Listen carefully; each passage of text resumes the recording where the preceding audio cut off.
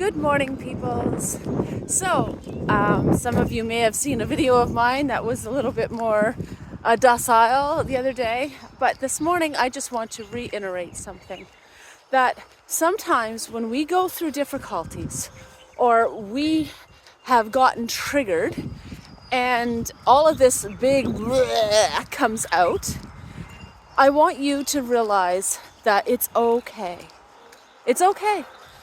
Even if you embarrass the hell out of yourself and you're like, I am so embarrassed by the way I overreacted or wanted to fix, and like all of that stuff, it gets in there sometimes. And sometimes our reactions are overwhelming sometimes and embarrassing. And then we want to fix it more, and then we make it more worse. Especially if you can't do something in person. That's me. But that's okay. Sometimes we just have to work through some shit in our lives. And sometimes people might end up being on the other end of that pendulum when it comes up. And that's okay. Because we all have those moments. All of us. It's not just me or you. We all do it. We all have our triggers. We all have our moments where we react in a way that we wished we never did. And that's okay. The important thing is that realizing our mistakes and how we may have handled the situation and learn from it. If you can talk it out, great. If you can't, it's okay too. We've got to learn to let go of what we cannot fix or what we don't need to fix, and just breathe and let it go. Let it go. It's usually not as big as we make it. We usually over-embellish things in our mind, especially if we are of a very deeply sensitive nature, or if we're overthinkers to begin with. All of that doesn't always work in our favor. But the important thing is that we recognize these weaknesses within ourselves. We see it for what it is, and then just realize, you know what, it's okay. It's okay. Let it go. Let it go. Let it go. It's better for everyone if you just let some things go. It's a beautiful day today.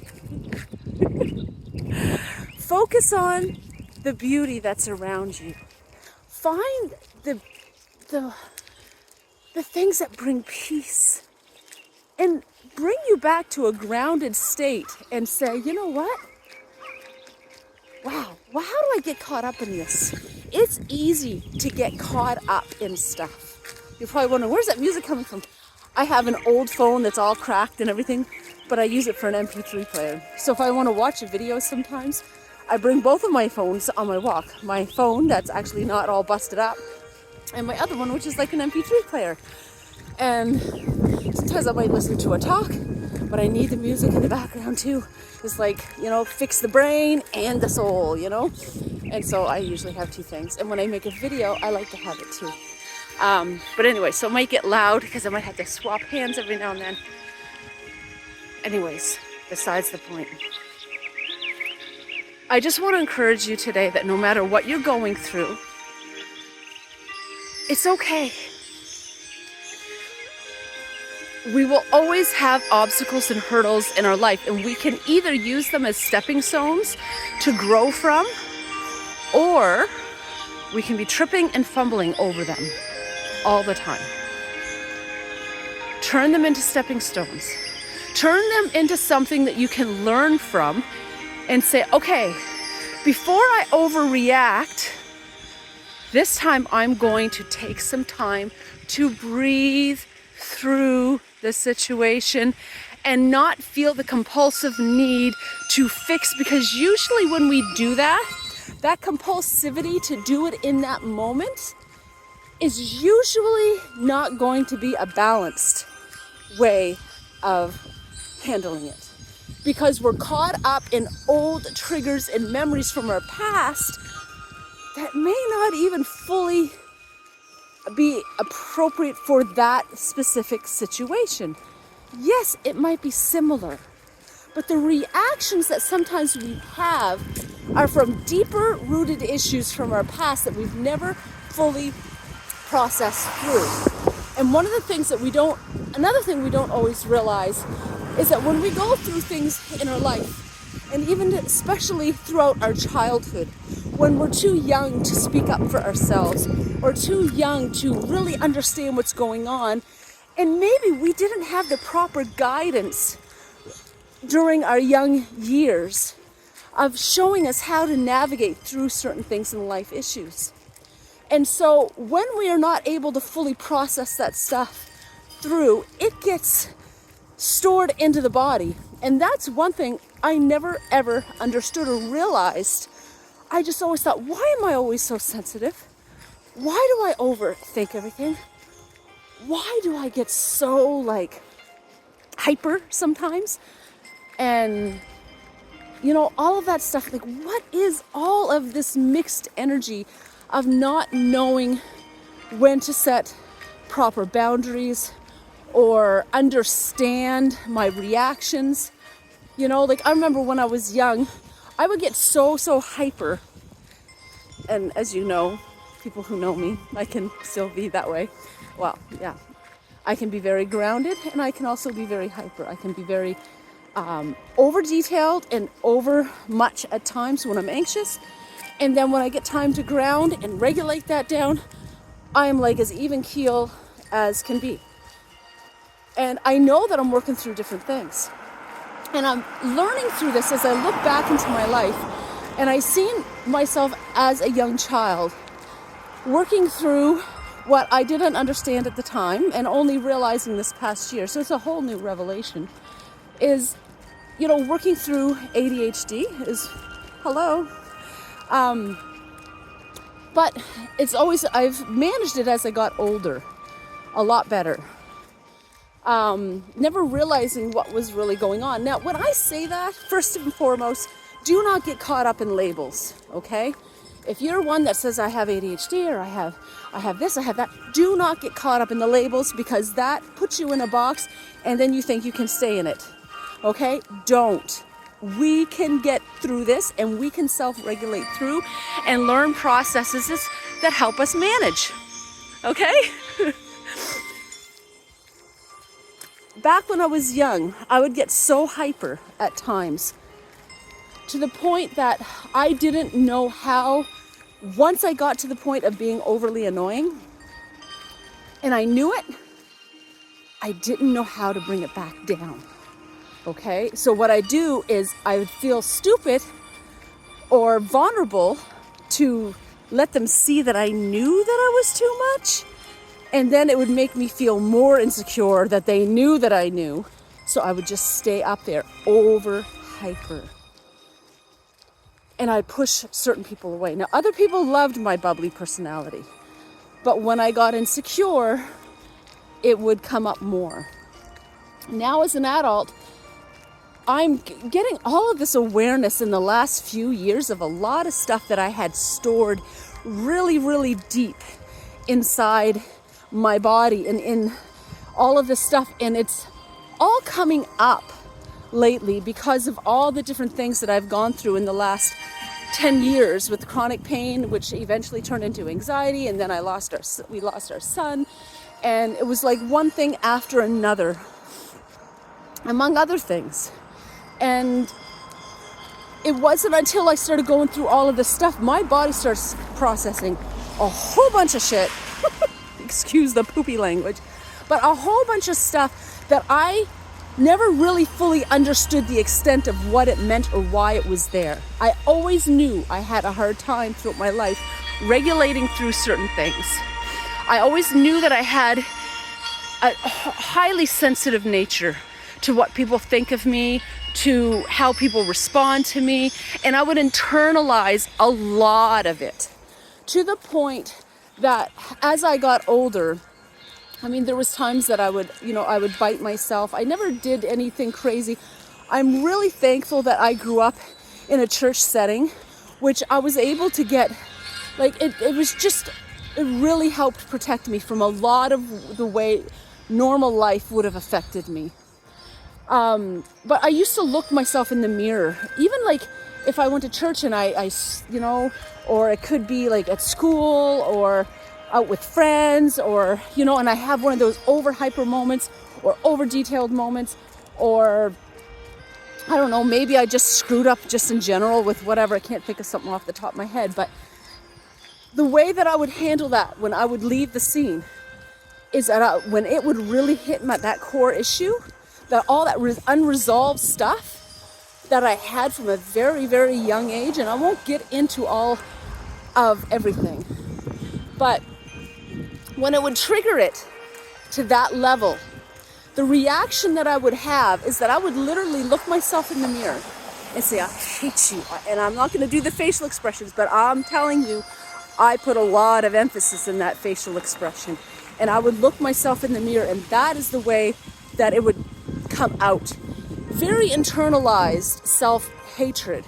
Now, after meeting my husband and being connected through a street-level church that really taught me that I didn't have to have it all together like I had kind of felt like I had to in my normal upbringing church setting, they were very real about helping people to heal and getting the emotions out. And that combined, that pastor, which was a very father-type figure for me, and the love of my husband, who loved me like I never thought anyone would ever love me if they really, really got to know that side of me. And here my husband now, he loved me through a year and a half of running. I would show him that I was interested, he could see it in my eyes. But I was giving him mixed signals because I'm like, nope, just friends, nope, just friends, nope, just friends. And that goes back to a covenant that I had made with God because of one little heartbreak that I had when I was younger. I thought, no, I can't handle this. I made a covenant, said I won't date or go out with someone unless it's my husband. That protected me like you would not believe. I would be a real effed up mess right now. And I've barely had any really traumatic experiences in my life. But the way that I've experienced through certain minor traumas have way over embellished in my life. So if I went through half of what some people go through, or even a fraction of real major life traumas, I'm just so thankful for the protection that I had in my life growing up. Yes, I was sheltered. I went to private school most of my life. I never did sex, drugs, rock and roll, all of that stuff. I didn't go to dances. I was very sheltered. But you know what? It worked for the best for me, because I won't even get into where I would be today if I went through half or even a fraction of what some people go through. Anyways, my husband loved me through all my running. And I remember my best friend at that time, she told him, she said, how long are you willing to wait for her if you knew you could have her? And he told her, like, 10 years. And I mean, reality, probably not, because you're probably going to give up and move on. But the point was that he knew that he really, really loved me and that he couldn't just move on. And that unconditional, persistent love where he was just willing to be my friend and not push me, I was not used to having that kind of love. I was used to guys that I have a crush on when I was young, and I would say I was not interested, and it didn't take long, they'd move on to the next one. So I learned not to trust men. On top of that, my mom had instilled a lot of different things, because she had not so good experiences with men growing up. And so I had this fear of men and trusting them. And my husband loved me through that, to the point that I'm probably a bit off topic here, because I kind of forgot some of the point that I was getting at. But the point is that he loved me in a way that helped me, to have that value. So that is, I found my point. This hole in my finger is so that I can tap my phone and still have my hands warm when I'm outside, just FYI.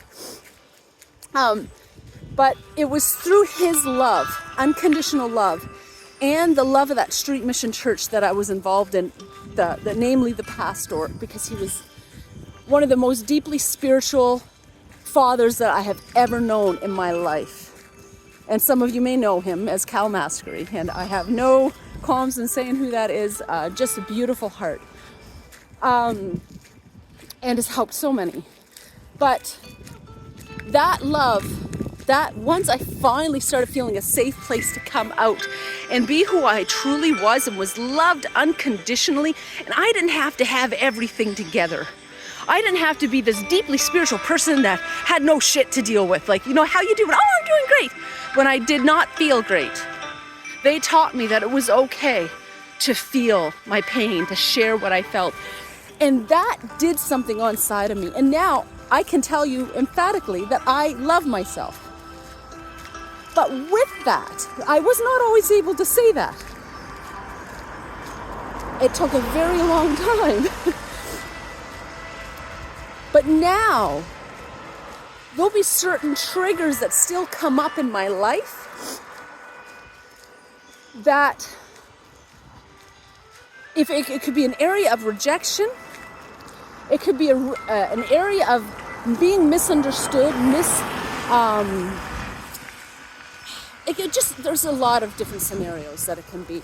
But when it gets into, there's this one that gets right into the core of that area in my life of that broken little girl that was misunderstood, not accepted, and then that extreme need to explain myself, why I'm overreacting, why blah, blah, blah, blah, and why, and setting boundaries and setting this, and like way too much trying to fix. When that part gets triggered in me, I've noticed that it brings up a lot of old roots from when I was a young girl. And I'm like, what the hell? What is this?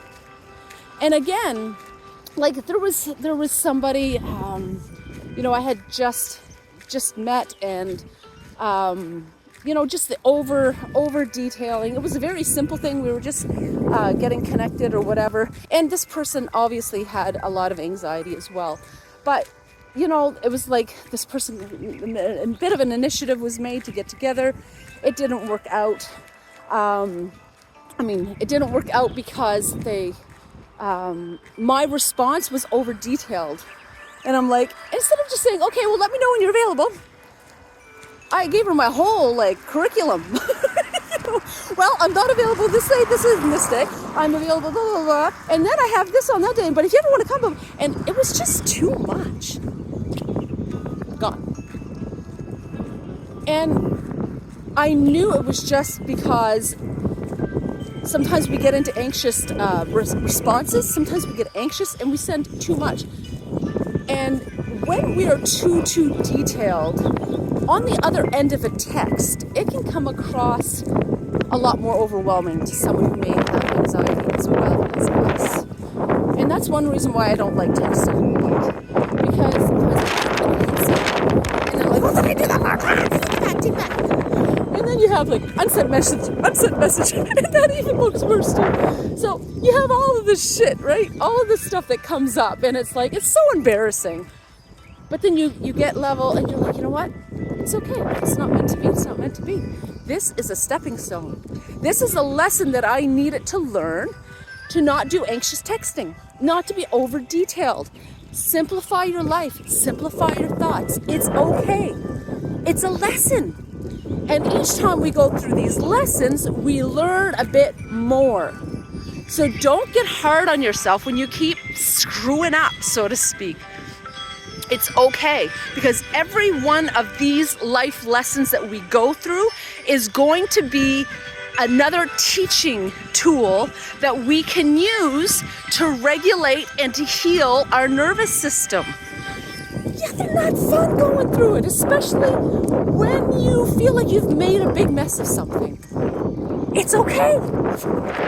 It's okay. And I'm saying that to you, I'm saying it to me at the same time, because this is something that I'm constantly working through. And just remember that a lot of these things and emotions and things that come up in your nervous system while you're going through this, remember that that does not define who you are, okay? Basically, what is generally happening is all that unprocessed emotions and all of that stuff that we stuff inside of us all our life, and especially from those young years when we didn't really have anyone to really teach us how to navigate through them. The body remembers everything. I say this over and over when I make videos. Our body remembers everything. And those emotions, when they are not properly processed through, they have to go somewhere. We think that they just go off. No, they don't. They get stored into the tissues of our body. That's what happens. And that's why as we get older, we find that we can't handle stress as much as we once used to. We don't seem to be on top of things as much as we used to. And we're like, what is this? I way overreact. I way over this. What? Like, I used to regulate so much better. At least I could hide my reactions. Now it's like, bleh, especially if you're doing it in text messaging. One of the reasons people are saying, yeah, but Michelle, when you send a message, it's like, blah. Yeah, because I hit the record button and I just ramble. And then sometimes I hit send too quick. That's something that I am learning to work on. But part of it is because I'm anxious and I want to over-explain. And if I could do it in person, I can catch myself and I can read people's body language and signs better. And then I'm like, okay, step back. Too much information, Michelle. You're overthinking things again. And I can regulate better. But in a text, there's that over-explaining. And every time it seems like I didn't send the most detailed text enough to explain is the time that I get misunderstood. And so it propels that anxiety to fix and to explain. Deep breath. Learn from it. Grow from it. And change it. Learn to change it. One step at a time, we use these obstacles in our life to change, to refocus, to rewire, to realize that we can do this. And if you think that your stuff or your issues are too deep, I want to tell you that they're not. They're not. You can get through this. We can get through this. We can heal through this. But again, it starts with our mindset. If we can change our thoughts, if we can begin to catch ourselves when we get into that spiral, if we can change our thinking, rewire it, it will change what ends up coming out of our mouth and change what we're feeling, and then ultimately change our actions. Okay? So we need to learn to change our thoughts. And if your mind is going so loud, like mine does sometimes, I know the best time to talk to me if I'm working through something is when I'm done my walk in the morning.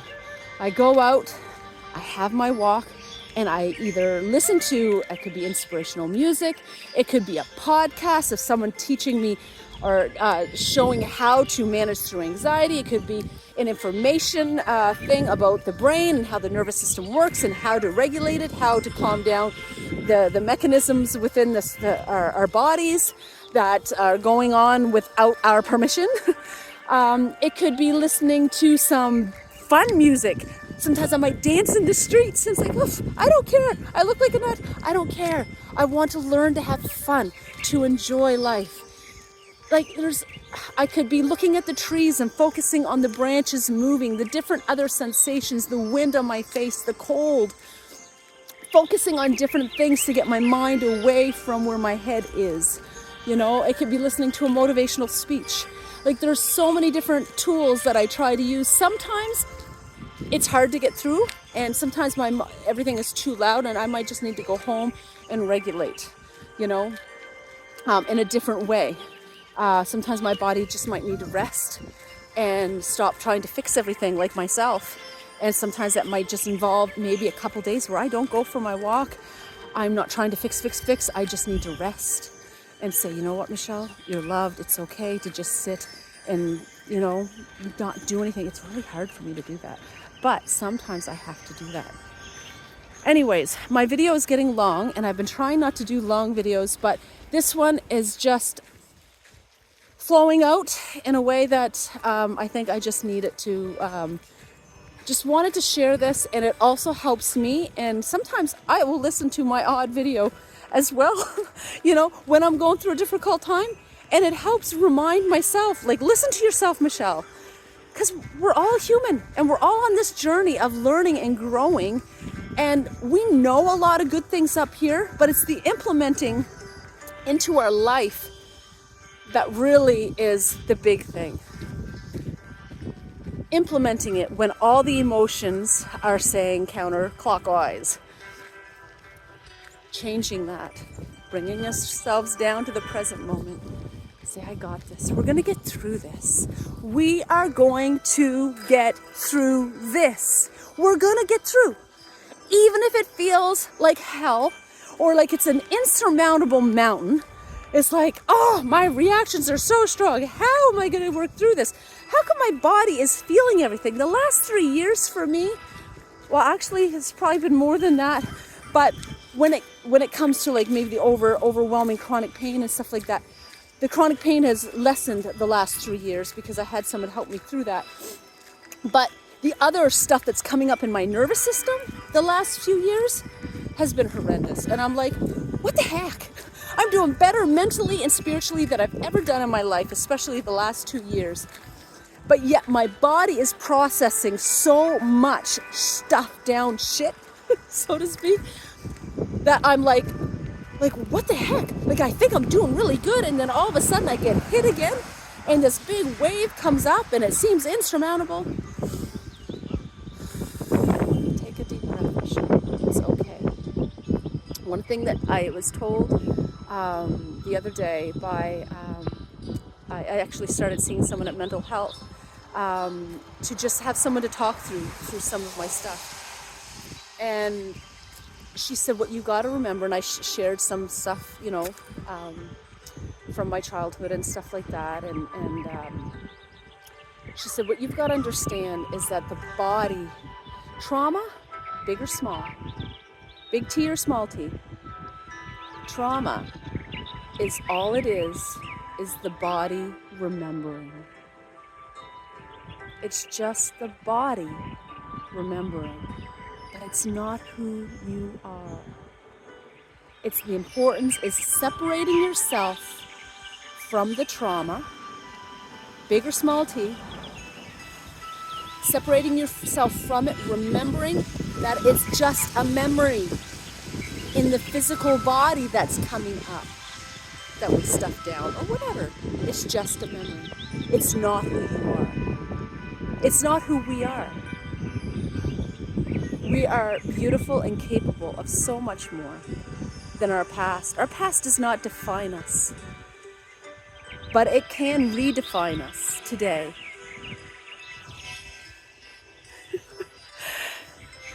Redefine yourself today, not based on your past, not what you want to be.